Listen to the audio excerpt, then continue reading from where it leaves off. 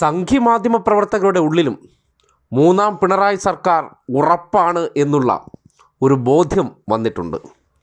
കഴിഞ്ഞ ദിവസം റിപ്പോർട്ടർ ചാനലിൽ സുജയ പാർവതി ഇക്കാര്യം വളരെ വേദനയോടെയാണെങ്കിലും പങ്കുവച്ചിട്ടുണ്ട്. അതുകൊണ്ട് ചില നിർദ്ദേശങ്ങളും മുന്നോട്ട് വയ്ക്കുന്നുണ്ട്. ലീഗ് 40 സീറ്റ് മത്സരിക്കണം, മുസ്ലിം കൺസോൾട്ടേഷൻ ഉണ്ടാക്കണം, ഇല്ലെങ്കിൽ കേരളത്തിൽ പിണറായി സർക്കാർ വീണ്ടും അധികാരത്തിൽ വരും, അത് ഉറപ്പാണെന്ന് സുജയയുടെ മനസ്സിൽ വരെയുണ്ട്.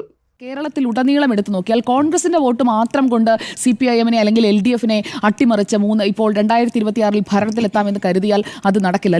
ലീഗിൻ്റെതായ വോട്ട് ബാങ്ക് ഉണ്ട്, അത് അവർക്ക് വേണമെന്നുണ്ടെങ്കിൽ അവർക്ക് ഉയർത്താൻ സാധിക്കുന്ന ഒരു സാധ്യതയുമുണ്ട്. അതുകൊണ്ട് തന്നെ ഇനിയിപ്പോൾ അങ്ങനെയുള്ള കാര്യങ്ങളിലേക്ക് ലീഗ് കടക്കാനും സാധ്യതയുണ്ട്. ഇനി കേരളത്തിലെ കോൺഗ്രസിലേക്ക് വന്നാൽ ഇവിടെ ഒരു ലീഡർഷിപ്പ് വാക്വമുണ്ട് എന്നതാണ് ശശി തരൂർ പറയുന്നത്. അത് നമ്മൾ എടുത്തു നോക്കിക്കഴിഞ്ഞാൽ കേരളത്തിലെ കോൺഗ്രസിന് ഒറ്റ നേതാവ് എന്ന് പറഞ്ഞുകൊണ്ട് ഇപ്പോൾ CPIMന് പിണറായി വിജയൻ, LDFന് പിണറായി വിജയൻ എന്ന് പറയുന്നത് പോലെ പിണറായി വിജയനെ നേർക്കുനേരെ നിൽക്കാനായിട്ട് ആരെയാണ് ഒരു സിംഗിൾ ലീഡറിനെ പ്രൊജക്ട് ചെയ്യാൻ എല്ലാവരും കൂടി അല്ലെങ്കിൽ ഒരു യുണാനിമസ് ആയ ഡിസിഷനിലേക്ക് എത്തുമോ? VD സതീശനെ സമ്മതിക്കുമോ? VD സതീശൻ വരാനായി രമേശ് ചെന്നിത്തല സമ്മതിക്കുമോ? രമേശ് ചെന്നിത്തല വരാൻ VD സതീശൻ സമ്മതിക്കുമോ? ഇനി ഇവർ രണ്ടുപേരും തയ്യാറായി കഴിഞ്ഞാൽ K സുധാകരൻ സമ്മതിക്കുമോ?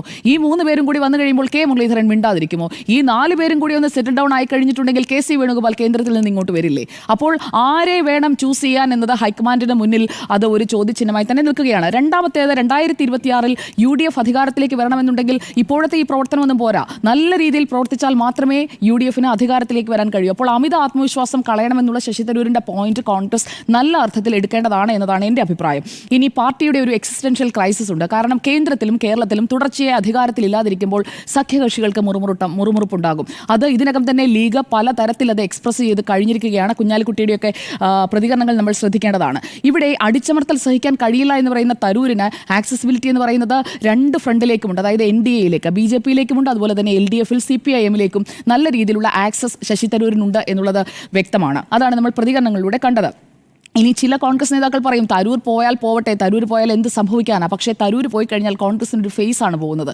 അതുപോലെ അങ്ങനെയുള്ള ഒരു ഫേസ് കോൺഗ്രസിന് വേറെ എടുത്തു കാണിക്കാൻ അങ്ങനെയുള്ള ഒരു ടോൾ ഫിഗർ വേറെ കോൺഗ്രസിന് കേരളത്തിൽ നിലവിലില്ല എന്നുള്ളത് ഒരു വസ്തുതയാണ്. ഇനി BJPയിലേക്ക് പോയാലോ? BJPയിലേക്ക് പോയാൽ തരൂരിന് അവിടെ പ്ലാറ്റ്ഫോംസ് ഉറപ്പായും കിട്ടും. കാരണം തരൂരിൻ്റെ ഒരു കാരിസ്മ, അതുപോലെ തന്നെ തരൂരിൻ്റെ ഒരു UN മുതലുള്ള ആ പ്രവർത്തന പാരമ്പര്യം വെച്ച് അത് നന്നായി യൂട്ടിലൈസ് ചെയ്യാൻ പറ്റുന്ന രീതിയിലുള്ള ഒരു പോർട്ട്ഫോളിയോ കൊടുക്കാനായിട്ട് ഈസിയാണ്. അപ്പോൾ തരൂർ അങ്ങനെയുള്ള വളരെ ഓപ്പർച്യൂണിറ്റീസ് നോക്കുന്ന, പ്രത്യേകിച്ചും കോൺഗ്രസിലേക്ക് വന്നത് തന്നെ തനിക്ക് കൃത്യമായ അവസരങ്ങൾ കിട്ടുമെന്നുള്ള അങ്ങനെ വളരെ അംബീഷ്യസ് ആയിട്ടുള്ളൊരു നേതാവാണ്. ഇനിയിപ്പോൾ UDFിനുള്ളിൽ കോൺഗ്രസിന് പെർഫോം ചെയ്യാൻ പറ്റുന്നില്ല എന്ന് പറഞ്ഞുകൊണ്ട് ലീഗ് അതിൻ്റെ ഒരു സാരഥ്യത്തിലേക്ക്, അല്ലെങ്കിൽ UDFിൽ ഞങ്ങൾ ഡിസൈഡ് ചെയ്യാം, ഞങ്ങൾ ഇപ്പോൾ മത്സരിക്കുന്ന സീറ്റുകളല്ല അതിൽ കൂടുതൽ സീറ്റുകൾ മത്സരിച്ച് ഞങ്ങൾക്ക് മുന്നണിയെ അധികാരത്തിലെത്തിക്കാൻ കഴിയുമെന്ന് പറഞ്ഞൊരു 40 സീറ്റ്സ് വരെയൊക്കെ ഡിമാൻഡ് ചെയ്യാനുള്ളൊരു സാധ്യതയും തള്ളിക്കളയാൻ കഴിയില്ല. മുസ്ലിം വോട്ട് കൺസോളിഡേഷൻ എന്ന് പറഞ്ഞുകൊണ്ട് ആ ഒരു സാധ്യതയിലേക്ക് ലീഗ് പോയാലും നിലവിലത്തെ സാഹചര്യത്തിൽ നമുക്ക് തള്ളിക്കളയാൻ കഴിയില്ല. അല്ലാത്ത പക്ഷം ലീഗ് 40 സീറ്റ്സ് എങ്കിലും മത്സരിച്ചാലേ 40 സീറ്റിൽ മത്സരിച്ചാലേ UDFന് അധികാരത്തിലെത്താൻ കഴിയുള്ളൂ. മുസ്ലിം വോട്ടിന്റെ കൺസോൾട്ടേഷൻ ഇല്ലാതെ UDFന് അധികാരത്തിലെത്താൻ കഴിയില്ല. അല്ലാത്ത പക്ഷം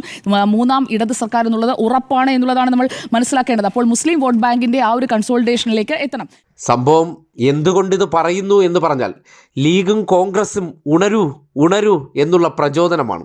1 വർഷം മുന്നേ അവർക്ക് വേക്കപ്പ് കോളാണ്, അല്ലാതെ രാഷ്ട്രീയ സാഹചര്യമല്ല. BJPക്ക് ഇവിടെ എന്തെങ്കിലും മാറ്റമുണ്ടാക്കാൻ പറ്റണമെന്നുണ്ടെങ്കിൽ ഒരു സൈഡിൽ മുസ്ലിം കൺസോൾട്ടേഷൻ ലീഗ് ഉണ്ടാക്കണം. അത് ചൂണ്ടിക്കാട്ടി മാത്രമേ ഇപ്പുറത്തെ സൈഡിൽ ഞങ്ങൾക്ക് 1-2 സീറ്റെങ്കിലും പിടിക്കാൻ പറ്റുള്ളൂ. അപ്പോൾ അതിന് ആര് സഹായിക്കണം? കോൺഗ്രസ് സഹായിക്കണം.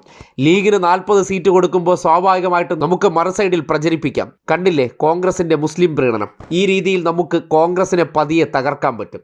മറുസൈഡിൽ സർക്കാർ ശ്രദ്ധിക്കേണ്ട വളരെ പ്രധാനപ്പെട്ട കാര്യമുണ്ട്. പലതരത്തിലുള്ള സാരോപദേശങ്ങൾ ഇതുപോലെ പുറത്തേക്ക് പോകുന്നുണ്ട്. കോൺഗ്രസ്സുകാർ ഓരോ ദിവസവും ഇത് കേട്ടിട്ടാണ് പലതരത്തിലുള്ള കൃത്രിമ വിവാദങ്ങൾ സൃഷ്ടിച്ചെടുക്കുന്നത്. ഈ ന്യൂനപക്ഷ കൺസോൾട്ടേഷൻ ഉണ്ടാകണം എന്ന് സുജയ പാർവതി പറഞ്ഞെടുത്ത് വയനാട് ദുരന്തബാധിത മേഖലയിൽ പെട്ടെന്ന് പൊട്ടിപ്പുറപ്പെട്ട ആ സമരത്തിൻ്റെ പിന്നിലെ ചേതോവികാരം എന്താണെന്ന് ആ വാചകത്തിലുണ്ട്. അത് തിരിച്ചറിയാൻ പാഴൂർ പടിപ്പുര വരെ പോകേണ്ട കാര്യമില്ല. വയനാട്ടിലെ ന്യൂനപക്ഷ വിഭാഗങ്ങളെ ഇളക്കി വിട്ടുള്ള ആ പ്രതിഷേധ നാടകത്തിന് പിന്നിൽ സിദ്ദിഖാണ്, ലീഗാണ്. അപ്പോൾ സ്വാഭാവികമായിട്ടും എന്താണ് അതിലൂടെ ലക്ഷ്യം വയ്ക്കുന്നതെന്ന് പറഞ്ഞാൽ സുജയയുടെ വാക്കുകളിലുണ്ട്. എന്തിനാണ് മനുഷ്യരെ ഇല്ലാത്ത ആശങ്കയും കുത്തി നിറച്ച് ഇവർ പുറത്തേക്ക് തള്ളിവിടുന്നു എന്ന് പറഞ്ഞാൽ അത് അടുത്ത അധികാരം പിടിക്കാനുള്ള പരിശ്രമമാണ്. കാര്യം ഇവരുടെ എല്ലാവരുടെയും മനസ്സിലുണ്ട് ഇപ്പോഴത്തെ പോക്കിൽ പിണറായി സർക്കാരിന് തുടർഭരണം ഏകദേശം ഉറപ്പാണ്. അത് അട്ടിമറിക്കണമെന്നുണ്ടെങ്കിൽ ശരിയായ രീതിയിലുള്ള രാഷ്ട്രീയ പ്രവർത്തനം പോരാ. അതിനുവേണ്ടി നിങ്ങൾ മുസ്ലിം കൺസോൾട്ടേഷൻ ഉണ്ടാക്കൂ. ഈ പ്രവർത്തനം കൊണ്ട് പോവുകയാണെങ്കിൽ ഉറപ്പെന്ന് ആധികാരികമായി പറയുമ്പോൾ ഈ ഇരിക്കുന്ന എല്ലാവരുടെയും മനസ്സിൽ അടുത്തത് പിണറായി സർക്കാർ വരരുത്, ആര് തന്നെ വരണം, കോൺഗ്രസ് സർക്കാർ വരണം. എന്നാൽ മാത്രമേ BJPക്കും വളർച്ച ഉണ്ടാകുള്ളൂ. ഇടതുപക്ഷം അധികാരത്തിലിരുന്നാൽ BJPയുടെ ഒരു തരത്തിലുള്ള വർഗീയ കച്ചവടം ഇവിടെ നടക്കില്ല.